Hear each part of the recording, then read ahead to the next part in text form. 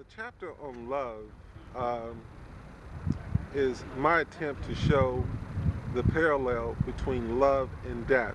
Um, it is my opinion that love and death are very, very similar to one another in how we deal with love and how we deal with death. Uh, Love is the root of love, and death is the root of death. There's no in between. Once love happens, once death happens, they're complete in and of themselves.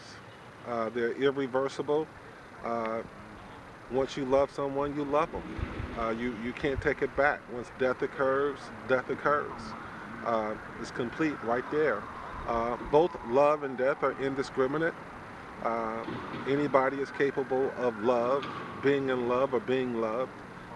And as we know, death knows no name, race, age, or whatever. Death is certainly indiscriminate. And it's fascinating how when you peel back love and you peel back death, learning that both in and of themselves are pretty much a spirit, if you will, uh, that you go through the same process of trying to cope with love or death. When you are spurned by the object of your affection or when you lose a loved one, you go through the same process of rationalizing what just has occurred. The I think the five stages they call them of denial, of how could you not love me in return, or how could you die on me? I can't believe that you died. Um, you go through anger. I dare you not love me in return. I dare you not learn. I dare you die on me and leave me in the world all by myself.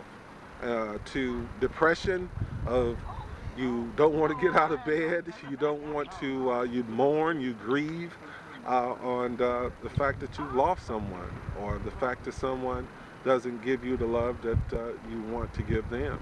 Uh, and you digress through to bargaining, try to make deals with God. Please bring my loved one back, which is something that I saw my mother do. Take me instead of my child. Uh, and in terms of bargaining, you'll find yourself making compromises in love just to get someone to give you the little love compared to the lot of love that you wish to give them. To finally acceptance, and that's accepting the fact that you cannot reverse death or you cannot reverse love, and you can't make someone love you. Love only loves itself. And I know it sounds like a cliche, but it's so true that love only loves itself. Um, which brings us to hope and faith that we have the ingredients, the intestinal fortitude, the wherewithal to move on in spite of love, and move on because of death. And when you read the chapter on love, you'll find in I Want to Be Loved, Love for Sale, Pepper, The Civility of Purpose, you will find the basic ingredients of what I just shared with you in each one of these stories.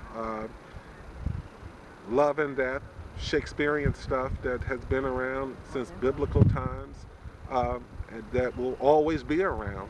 And in the absence of love and death, then everything becomes sort of clinical, and life wasn't intended to be that way. And so there it is. Love.